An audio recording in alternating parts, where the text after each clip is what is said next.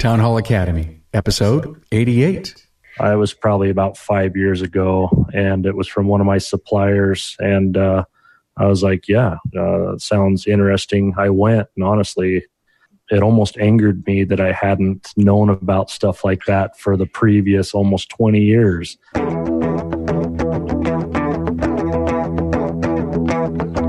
Welcome, automotive aftermarketers, to a Remarkable Results Radio Town Hall Academy. Listen to learn just one thing from today's episode on your journey to remarkable results.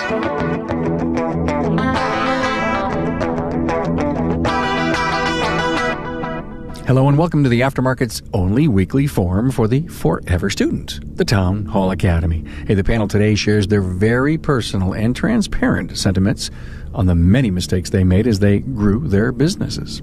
Carm Capriato here in the captain's seat for the 88th week of the Academy episodes. You know, I'm grateful that you've subscribed to the podcast on one of over a dozen listening apps for your smart device.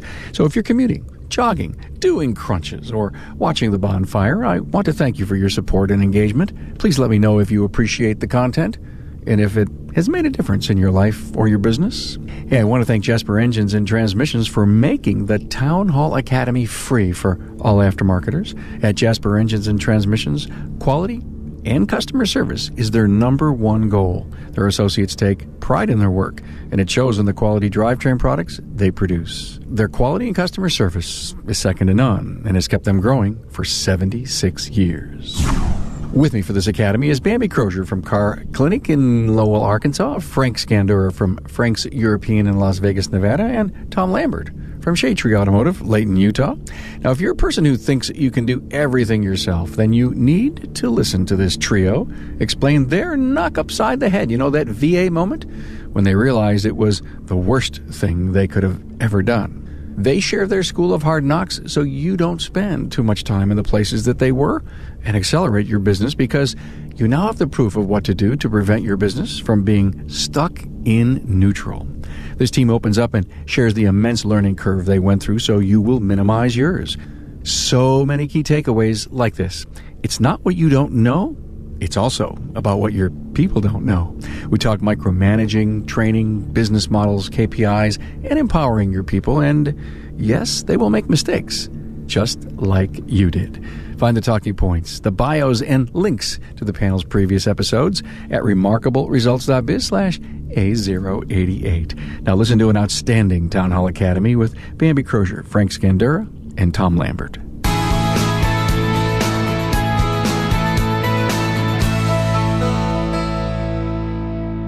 Hey, everything I did wrong and what I learned.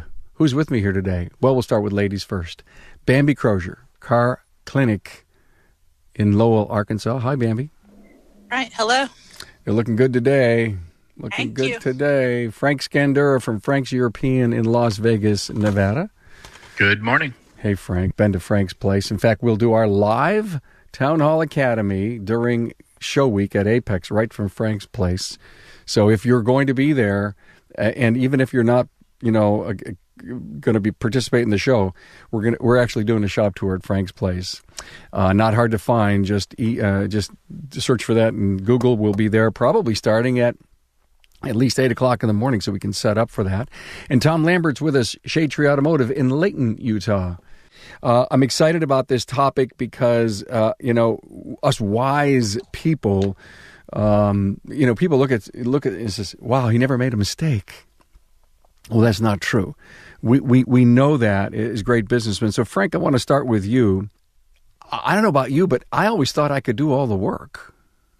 That was one of my big mistakes, you know, and especially, I've always described it this way too when I talk to shop owners. As a technician, like most of us have started out, we controlled everything we did. The car came to us, we figured it out, we fixed it, we gave it back, and controlled that entire process. So when we move into shop ownership, we still think the same way. Well, I can control the entire process. Let me order the parts, let me do the paperwork, let me do the payroll, let me do the billing, let me. Because after all, who can do it better than I can? Certainly nobody. And then we tend to create this environment of not, first of all, my biggest problem with that barrier was afraid to hire people smarter than I was. afraid to hire people better than I was, because, you get a little bit of, I'm the king. I'm the guy. It's my name on the building. I did this. So thinking I could do it all was a huge stumbling block for me. Frank, we've all made that mistake. Can you think back to where was that life-changing moment that you realized you needed to hire smarter people than you? Yeah, it was probably one of my frustrations where I stuck my bony Sicilian finger in the air and said, I built this. And just like that, the spirit of conviction pierced my heart and was like, you think you did all this? That was a turning moment for me. And that was a hard realization. And that broke me for a moment to make me realize, you didn't do this. Number one, I have a higher power that I answer to. He's the one that gives me the gifts, the talents, the abilities to move forward in my life, with the ideas and everything. Then it was him who brought the people into my life who asked me for a job. They asked me for a job, right? I didn't go knocking on doors and saying, come here, I'm going to force you to work for me. They asked. And it was up to me to give them the opportunities, the tools they needed to succeed, and not think that this was all me. When did you realize a team was important, Frank? It was early on. It was probably around, I opened in 2001, probably 2004 or 2005. It took me a few years to get that. I knew a team was important, but I thought that... but there's no I in team, and that's what had to happen to you. Yeah, that's the problem, right? And my problem was, who showed you how to do it that way? Get out of here. I'll find someone else to do it. What'd you do it that way for? Get out of here. I'll find someone else to do it. Man, I chewed up a few good people doing that. What I think Frank is really trying to say here is he may have been a micromanager, and boy, do I have scars about that. Tom, were you ever a micromanager? Oh yeah, I could write a book.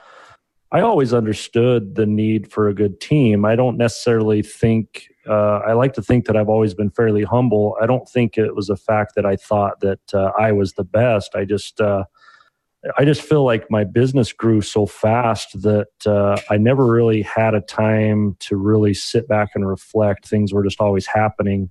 And I felt like I ran my shop with so much in my head that there was no way that I could explain everything that was up there in the daily routine for somebody else to succeed by doing it. Therefore, by not being able to explain to them how to do it, I didn't know how to explain how to do it, so I would just do it. So a little bit different perspective for me. I never really micromanaged necessarily because I didn't think somebody else could do it. I almost micromanaged because I didn't feel like I could explain to somebody else how to do it, if that makes sense. That's happened to me before. I don't mean to butt into this conversation, but I remember asking someone to do a project. I thought I explained it well, then it was done, and then I went over, and then I showed them what I really meant or what I thought I said. And after a while, I'd say do the project, and everyone found an excuse not to do it. They were too busy. They had other things going on. And so it never got done because I never let someone express their own creativity and accept that. And then sooner or later, what I think happens is you work toward sameness once everyone has a chance to do that. So I guess I loved being perfect all the time, right, Bambi? Yes. Yes. I came in thinking that everything's always been fairly easy, right? For me, it didn't take a lot. God gives us lots of gifts, and everything that I've always had to do is always fairly easy. And it this perfection falls in line with you can't do everything on your own. So you can put together all these processes, and you can put together how you want things to flow, but you can't force those things upon everybody else. And what works easily for me, the words that flow easily for me may not be so easy for my service writer. They may not flow the same way for my technicians. So perfection was a challenge for me because I expected myself to be perfect. I expected my staff to come in and be perfect almost from the get-go. No training because there was no time for that. This is how I need you to do it. I've told you once, let's get it done. And that's a bad place to be.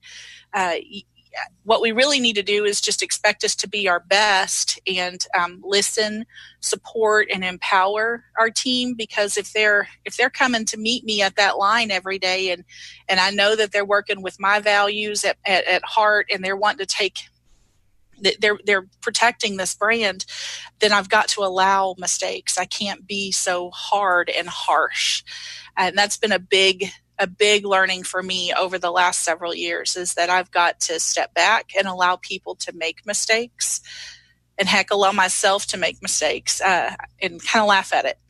Yeah, I think your point is so well taken. It's almost like you have to put your hand up and pledge that there is no perfection that exists.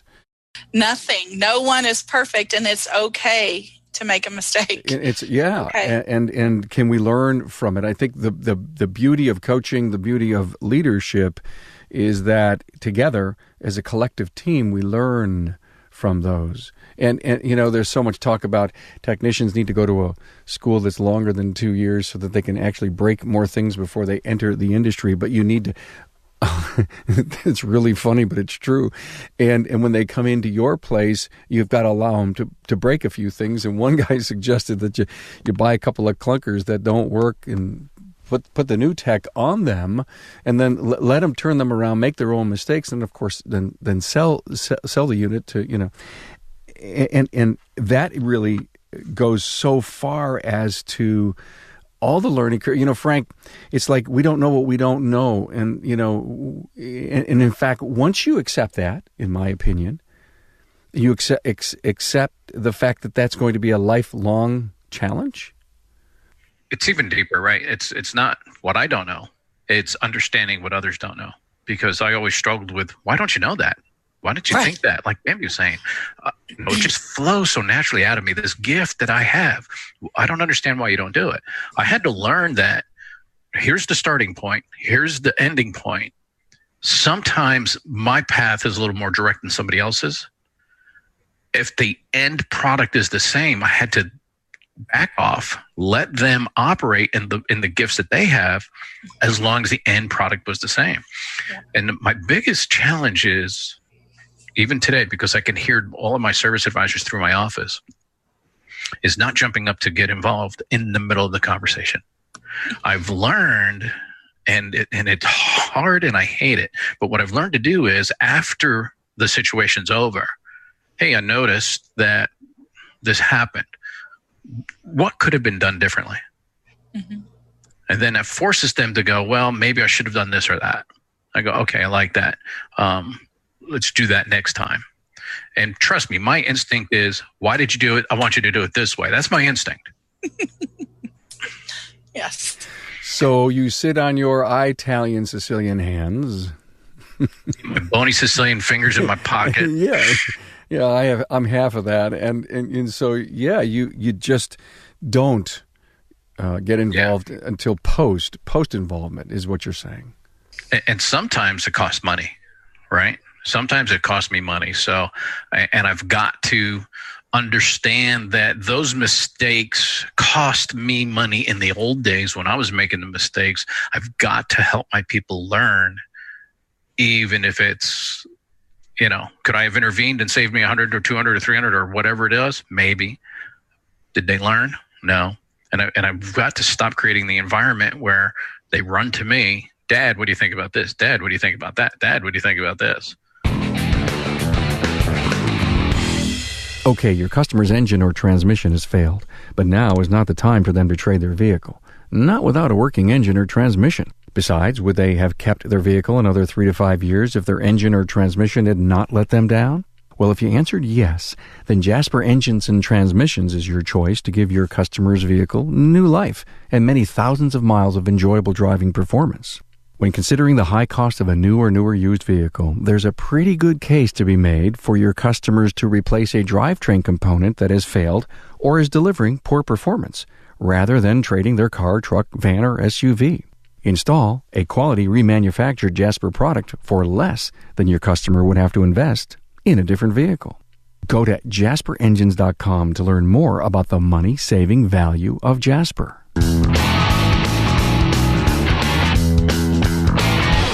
Do you ever worry that you can't scale your business so that you can actually leave for 2 weeks and not have to be worried?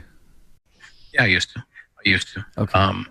And I've got to the point where I don't come in at the crack of dawn anymore, and I don't leave. I'm not first in, first out, last out anymore. And I used to be the only one that had the key. And then somebody made a comment to me. He says, well, if you don't trust your people with a key, why do you have them working here? And I said, it's not that I don't trust them. It's I'm in charge, my shop, my deal. I'm first in, I'm last out. You know what? It's a bunch of nonsense. And I'm not the first in anymore, and I'm not the last out anymore. And being able to trust the people to do the job they need to do is amazing. I love what Frank is saying, Tom. I mean, he's basically saying is get out of your own way. Perfect. Yeah, sure. So training, Tom, what kind of training did you take on in the early days? You were probably going through every piece of mechanical training that you could find, every technical training. And did you ever take any leadership training early on? Not early on. And honestly, that was a big difference in my life. I state that quite often. I didn't. Aftermarket community does a good job of providing and putting technical training in front of us, but leadership, management, sales training, I didn't even know there was such a thing.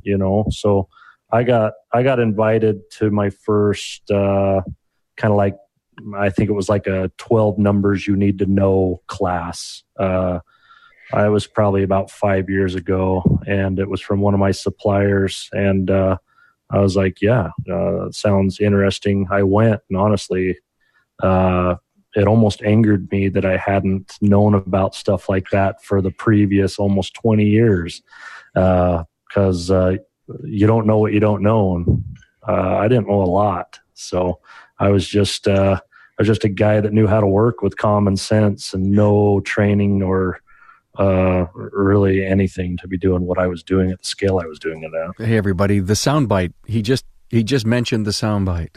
I was angry at myself that I didn't know this. Yeah, it was an eye opener for sure. Basically, I put my ego on the shelf and I started to realize I don't know what I don't know. And that's a moment every business owner, small business owner, needs to have. Yeah, and you need to get mad enough at yourself to make changes in yourself. Bambi, happened to you? Absolutely. Take us to the day. So let me take you to the day. I've probably, it's pretty embarrassing. So I'm gonna just paint you a story for a minute. We opened in 2012, and my husband and I. He's brilliant at wrenching, and I understand sales and customer facing and people. And so we were a good duo, the two of us, and we did very well. And my husband always, I'm always arguing with him to understand his value. Know your value. You don't understand your value. Let me run this side of the wall. You run that side of the wall. I got this. Let me go. But in that, there was a little bit of a big head coming from me because I came from corporate America. I understood processes. I understood. So he would want me to come out and look in the shop at things. And I don't need to know all that. I need to know this side. Let me run this side. You run that side. And which is all well and good. You get all your processes together and it goes along with the perfection, and you can't do this alone, is you can go that far, that you can do that for so long by yourself. You can even bring some staff into that, but it becomes toxic. It becomes toxic when you've got this big head who thinks they know everything, running around, running processes, not including others in creating the processes. And it all came to a head last year. I mean, that's how fresh it is. So 2017, we lost our location where we were, and had to quickly find another building. And I'm in Northwest Arkansas, where warehouse type space, which is what we need, goes to the vendors, and most of the commercial property owners do not want oily, greasy mechanics inside these spaces when they can rent them for top dollar to all these vendors that are here for Walmart. So it was challenging to find a space. We finally found a space. And in that interim, I lost my entire staff, y'all. Like, my entire staff quit because we weren't sure that we were even going to find a space. And my husband tells me I'm too transparent. I tell everybody everything. So I had told my staff everything that was going on, and I wasn't sure if we had a location, and we were going to figure it out. And trust me, and I got this, and God's on my side, and we're going to be doing this. Except for the only one who believed it was me. So eventually we moved. We replaced the staff. My husband and I had a trip to the UK planned 30 days after that. We planned for a year and a half that was scheduled for 30 days after we moved into this new location with this new staff.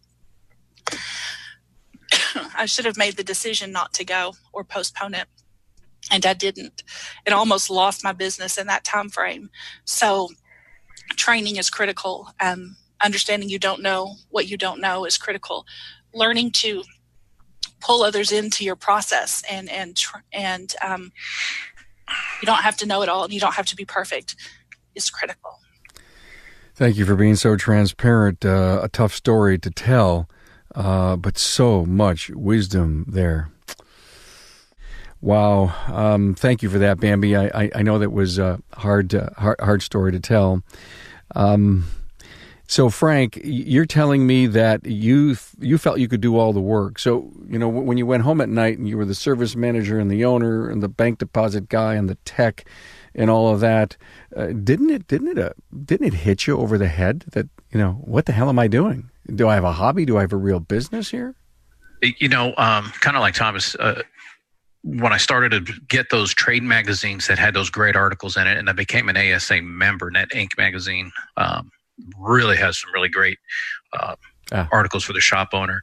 And when I started to learn how to transfer my thought process from the technician to the service advisor to the service manager to the shop owner to a business owner, and that's what helped me break free. That's when I realized I needed to put people in place to do the job I need done, hire better, help them learn, and then hold them accountable, right? I even wrote an article a few years ago about, are you holding yourself accountable? If you don't hold yourself accountable, how are you going to hold your staff accountable? And we tend to do that. Joe Marconi just wrote an article recently, about that. Usually the problem with a business owner's frustration is you're the problem, right? And Bambi's pointing to herself and I'm pointing to myself. And when things aren't going well, and that was a great reminder and a great time for that to come out, is, okay, let's look at the top again. I don't know about you guys. I got 15, 16 employees. They all just want to come in and do a good job. Nobody comes in to irritate me. Nobody comes in to see if I can light Frank off like a Scud missile. Even though they do sometimes, but that's okay. But that's usually my reaction to something that's really quite normal. Boy, that's a big comment right there. It's your reaction. Yeah. Because you know what? We can't control anything other than how we react to what happens to us. It's all I can control. I can't control the technology. I can't control the customers. I can't control the vehicles. I cannot, control anything other than my reaction to it. But we can hire smarter than us. Oh my gosh, that's the trick right there. Yeah. Hire smarter than me. I got to find people who are smarter than me. And I have, and that's a blessing. Yeah. And then let them do the job we've hired them to do. Give them the tools to do it. We fired ourselves so that they could do. Oh yeah, that's a great point. Yeah, fire yourself so you can hire people smarter and better than you and delegate that responsibility. You wouldn't sit across from someone saying, "I really need this really top-notch, superstar, rock star in the industry," and then never let them be it. Shame on us. I mean, you can. Yeah. You can. I did it. Yeah. And that's why you're here telling us the story. That's right. Tom, any hiring, woulda, coulda, shoulda, experience that you'd love to share? Yeah, I used to be terrible in this arena. Hiring used to just give me anxiety. Training, firing was even worse. I used to just kind of take people for their word because I didn't really know. I didn't really have a great process of how to know what the result I wanted off of a phone interview. I didn't know the exact result. I wanted off of a sit-down interview. In my mind, I just really wanted the person across from me to be the person, so I didn't have to say no. So therefore, I would find myself the whole time we're talking, convincing myself why this is the person instead of looking at it from a different view, trying to prove why it's not. Yeah, it's almost kind of an ongoing joke around here because I'm pretty transparent. So everybody that works for me, almost everyone on my staff was part of my staff back when I used to be terrible at hiring. By sheer luck, honestly, I've got the staff that I have. I'm very, very blessed in that manner, but it wasn't necessarily due to my fine-tuned hiring and interviewing skill at all. Were you using the fog the mirror discipline? Yeah. Not necessarily. You would guess I was. I mean, I've always had common sense. I mean, I could definitely weed through the guy that had jumped from shop to shop to shop that always had something negative to say about somebody else. Obviously, if they have something bad to say about their past 3 employers, I'm probably going to be the next one on their list that is the dirtiest guy in the world. You know what I mean? So I at least knew enough to avoid the negative people. But now, honestly, I hire off of a culture. The young lady that runs my office came to me 7 years ago and was a realtor. Walked into my office as a service advisor's assistant. Probably couldn't have even told you what a tie rod was or if her car had one. And now she runs my whole shop and does an amazing job. And everybody in the area compliments me on her and would love to have her, but they never can. So yeah, we hire off a culture. Same thing goes for my advisors. One of my best advisors came from outside the industry. I just liked him, knew he would work well with me, trained him what he needed to know, and now he's one of the best out there. And I hope to work with him the rest of our career. Nobody else can have him either. So let's talk about customers. Let's talk about everything you learned, everything you did wrong and everything what you learned when it comes to customers. Bambi? I've always treated my clients the way that I would want my daughter or my mother treated. I want them taken care of. When I moved from service writing to hiring someone for that and running the shop, I still maintained that and forgot, my role then moved to I needed to have that mentality for my employees and allow them, my clients or my service writer to maintain my customer relationships. So I would say for me, I've got to allow Chris to maintain those relationships. I've got to encourage when people reach out to me personally, whether it be on my cell phone or my Facebook or whatever, however they email me, I've got to encourage that relationship to go through Chris. I will tell you one story that is I've got to hire someone who's better than me at certain things. I had a client that wanted us to do a head gasket on a Subaru. It was, 200,000 miles. We should not have done the head gasket. We should have explained and said, you got other issues going on or whatever the case may be. We should have encouraged an engine job. We went in, everything looked okay. We did the head gasket. She drove to somewhere off in Tennessee, called and said, now we have no oil. Well, this was the first time we'd seen the client, the last time we saw the client, and it got ugly, and she got really ugly on the phone. And this was our first year. I mean, we weren't in business 18 months, and I didn't handle it well. This lady's cursing at me on the phone. I didn't know what she was talking about. She wouldn't calm down. So when I look to hire service writers, I look for someone who works really well under pressure, especially if somebody's getting in your face, because people are not kind sometimes when their cars break down. They forget that you're dealing with another human there who's trying their hardest to help you. So the two things for me is now I've got to put my focus on taking care of my employees and let my service writer take care of my clients. And I hire for someone who can handle that situation that I had with much better grace than I did, because 15 minutes into that call, and I got a little sailor-like and hung up the phone, and that was the end of that. So I love that. Not my best moment. So I got sailor-like. Yeah, that does happen. Frank, learning curve on customers from, what you thought to what you know now? I didn't know it was okay to fire customers. I thought the customer was always right, no matter what. And the truth is, the customer is usually right, but some people can be unreasonable. And very politely and very professionally, it's okay to say, I don't think this is the right shop for you. Thank you so much for stopping by. Oh, no, you're going to work on my car. I'm sorry. I don't think this is the right shop for you. Thanks for stopping by. And I've gone so far as to stand by the door, holding the door open, and I'll stop talking and wait for them to walk out and leave. And that was hard because, hey, they came to me and I got to take care of them and I got to do what's right. And, it's okay to terminate your relationship with customers. You could tell it's blazoned in his mind on having done that first one. And so how many over the course of years has that happened? It's probably 2 or 3 times a year at minimum that I'll get involved to that point and say, listen, we have a customer here recently, and over the last 10 years, we've probably done $17,000 worth of work for her.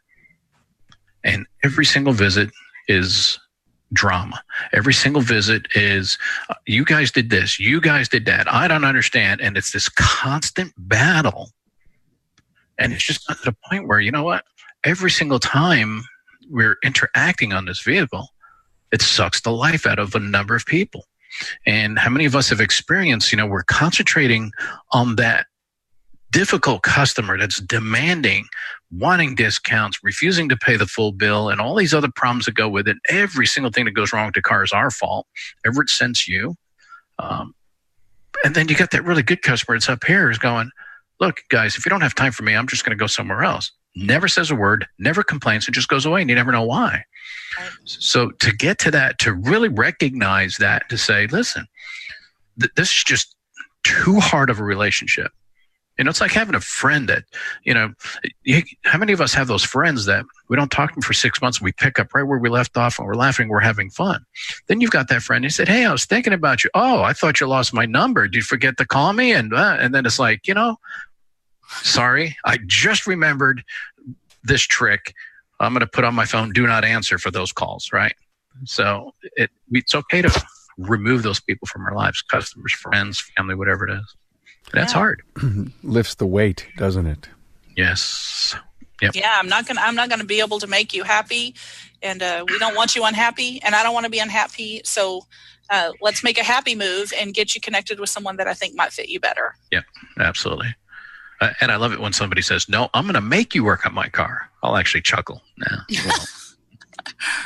By the way, you had mentioned Auto Inc. magazine and the great articles that you read, and Tony Mulla was with us here, and he's probably busy and had to get off, but I wanted to give a shout out to Tony. Learning curve on marketing. Tom? Yeah. Oh, gosh. Did you hear that sigh? This show needs to be about 12 hours long for me to get these things off my chest. So marketing-wise, I did the typical thing that I now coach all the shops to quit doing is discounts, oil changes, coupon, all those words that almost just churned my stomach right there to say those. You know what I mean? I feel like the walls are going to fall in on me to even state those words around here. I used to bring customers in because I just felt like I always needed more. I just needed more customers. I just needed to work harder, right? That's why I didn't make enough money. I just need to work longer hours and bring more customers in. More cars. Yeah. So I used to do all those discounts, and then you bring a customer in on a discount, and then if you're not a discount model shop, you just tricked them, right? Like you can't bring them in thinking you're this and then give them this. I really feel that's something that's plaguing our whole industry is we're bringing them in on something this, and then we're trying to cram this down their throat. And so it just worked out. it ended up working out okay because I was good at turning a lot of those customers that weren't necessarily my customer into a customer over time and earning market share. But thankfully, I got enough market share now to where I still help everybody. Everybody I help, no matter who calls me or comes in my office. It's just now a lot of those customers I'm helping by referring them to the shop down the road. You know, if they have to have it right now and can't wait on me, I've got a shop that can do waiters all day, every day. If they need a significant discount and that's all they care about, I pick the next shop in my town that is going out of business, and I send them down there to speed that process up. And we're nice and courteous to everybody, but we've got a very specific target. You know, we're one of the higher cost shops around. I might be 10% more than some competitors, but I better be providing at least 25% more value for that money spent with a lot of the things we do, the processes we follow. The team I have is worth 100% more, in my opinion, than anybody. So, very, very narrow target market now that I've grown up a little bit. So, thank you. Are we copying big box stores when it comes to, you know, seeing their marketing? Well, they're doing coupon. We should do a coupon. They're doing 4 for 1. We should do 4 for 1. They're doing discount. We should do discount. Because if we don't, we're not gonna stand out. We're not gonna stand in. Are we just doing copycat marketing? I think so. I think where it really boils down to is, do you understand what business model you're going after? Because to me, I think there's two different mindsets in business. There is that discount world, or there is the value world. And it depends on which way you want to go. And I'm not going to say either one is good or bad. I know which one I've chosen. Because it's less stress on me, it's less stress on my team, it's less stress on my clients, and I'm working with people who value what we do instead of value money. And not that I'm not affordable, because I am, and not that I'm trying to rip people off, because that's not the case. But I would prefer, for me, what's important to me in my life is my time, it's my relationships, and therefore those are my values. That's what I'm putting into my business. And I've run this relational business for several years, and then we moved last year, and my life was turned upside down last year, and I reached out to some people and got some advice to do some discount marketing. And I actually had some long-term good clients call me and say, Bambi, that's not who you are, and that's not who I want to do business with. So I need you to make a decision. And I'm very blessed with our Walmart world and our vendors here. A lot of the vendors are our clients, and they are very smart in their business, which I've been able to get some great advice. So I got some good advice from some of my long-term clients that says, Bambi, that's not who you are. So I need you to if I were you, I'd be making a decision, because that's not the type of shop I want to go to. And it woke me up, and I'm like, okay, all right. I really need to stick to my core and understand my business model, and then make sure all of my marketing aligns, make sure my hiring aligns, make sure my training aligns to that. I can't jump back and forth. Frank, learning curve on marketing. Sure. So when I first started, I didn't have a clue about marketing, and I trusted the people who knocked on the door or called on the phone and said, I'm here to show you this awesome product. And they would bring their presentation. I wouldn't have a clue what they were talking about. And I would agree to do it. And they'd say, what kind of offer do you want? And that was in the early days. And I said, well, I don't know. Why? So, well, that's how you know it's working, when they show up with the offer. I was like, oh, well, let's do this and let's do that. And like the other guys, it's like, then you dilute your value and you start bringing those lower quality customers in who will buy it at the cheapest price no matter what. And I learned that one day when I had a guy come in, and I was putting a ignition lock in his car, and I noticed a new water pump. And I said, I told you needed a water pump last time you were here. How come you didn't let me do it? He goes, I found it cheaper. That was it. And that's when I realized I'm getting the work when I'm cheaper. I have to stop, and I'm better than this. I'm good at what I do. I give a good product. I give good service, and I had to stop trying to be cheaper. I wasn't a pizza. I couldn't please everybody. I had to do what I needed to do to earn a living. And Tom had mentioned, when you go to the training and you finally learn to watch your numbers and what you should be doing and what the reality is, changed everything. And then we started to become a model of quality, a model of value. Those of you who've seen my showroom, people walk in and go, wow, this is a repair shop. That's exactly what I want them to think when they come in. Right. So yeah, I had to learn the hard way by learning that I couldn't trust those people because their job is to get their money, to get my money, not my customers. Frank, was the hard way years and years, or did all of a sudden this happen over the course of, say, 18 months? It was probably a few years. I'm going to say the first 5 years were really, really tough. In fact, if it wasn't for a really, really good relationship I had with a high-end used car dealer who I did all of his recon work and all of his warranty work, which meant they could trust us implicitly. So when a customer said, hey, I have a problem with my car, they knew to take it to Frank. He'll do the right thing no matter what. He'll let me know if it's my problem. He'll let the customer know if it's their problem. And I was able to build a great customer base that way.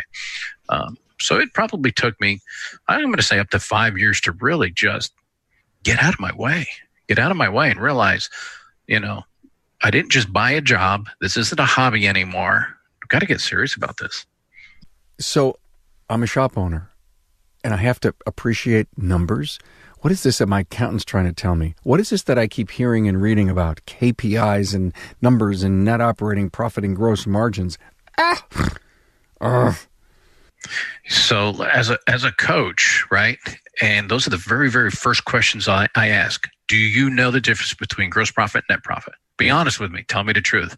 Do you understand the difference between gross profit percent, gross profit dollars? And I'm asking these questions because when you're in a situation, whether you're in a class or you're trying to help somebody else, as soon as you go past something you do not understand, your focus stays back there. And you cannot learn, you cannot move forward, you cannot grasp what's coming up next because you're still going, what was that? Gross profit? What does he mean? Mm-hmm. And that is so critical. So as a shop owner, if you do not understand it, you do not fully grasp, do not pretend that you do. Right. It will cost you too much. Be honest, because you're not alone. You are not alone. Because I promise none of us starting the way we did, kind of, being whatever our backgrounds were, truly grasp those numbers unless you went to accounting school and had a good grasp for it. And even my accountants, I've gone through accountants who did not understand cost of goods sold. They had no clue what I was talking about. Mm-hmm. Well, there's a warning sign. So tell me, and what I want to ask all three of you is the learning curve on KPIs. I mean, can you say, hey, listen, these are the three that really changed my world?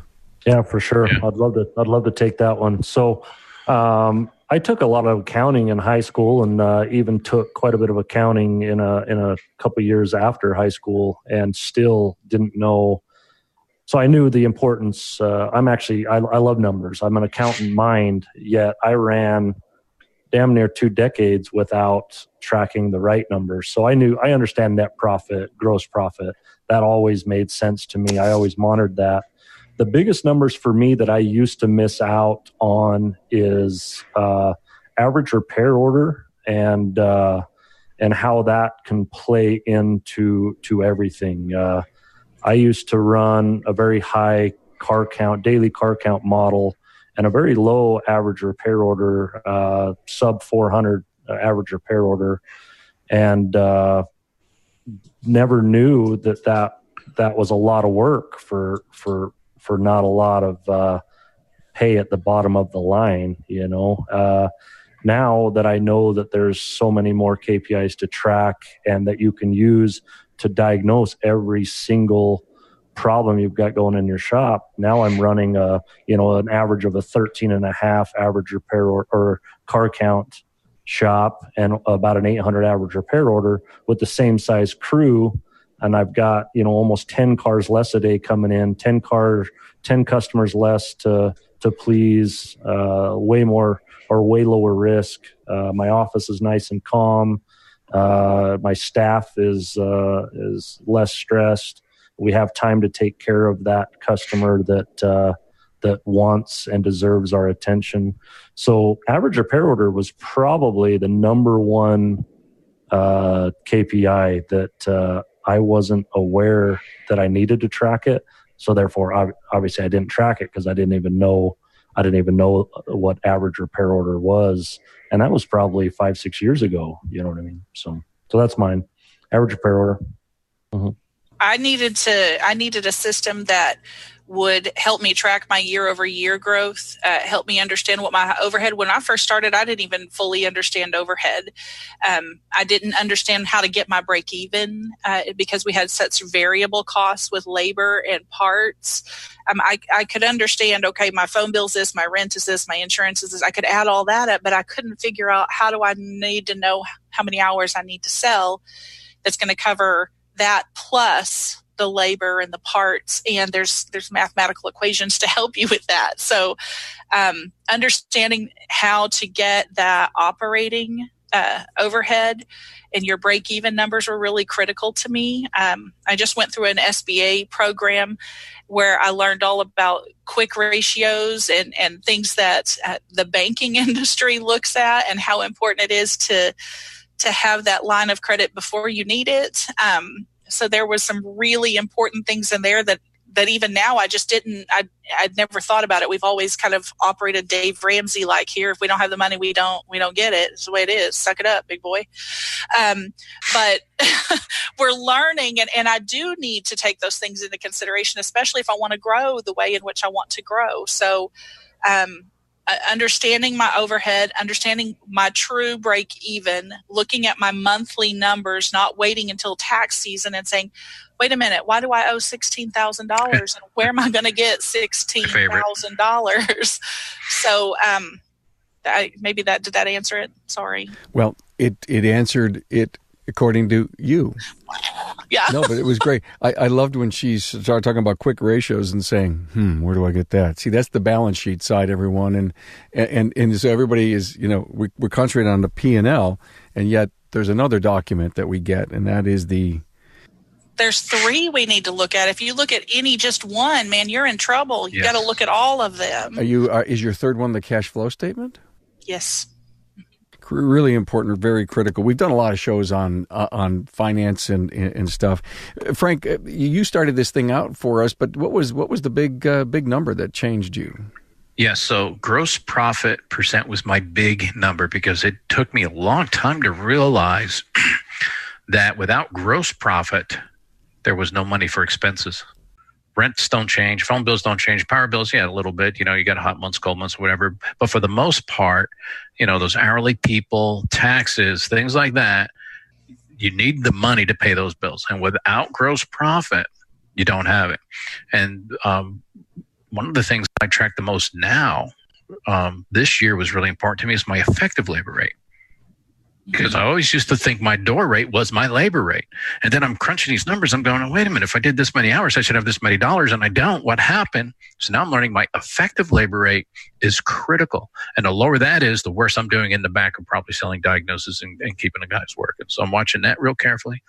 And Bambi, my break even, I learned that a few years ago. I actually have a spreadsheet where I can go through and I average my monthly expenses and I plug it in, and I can do my current gross profit, my target gross profit, and see how many cars I need to do, how many dollars I need to sell.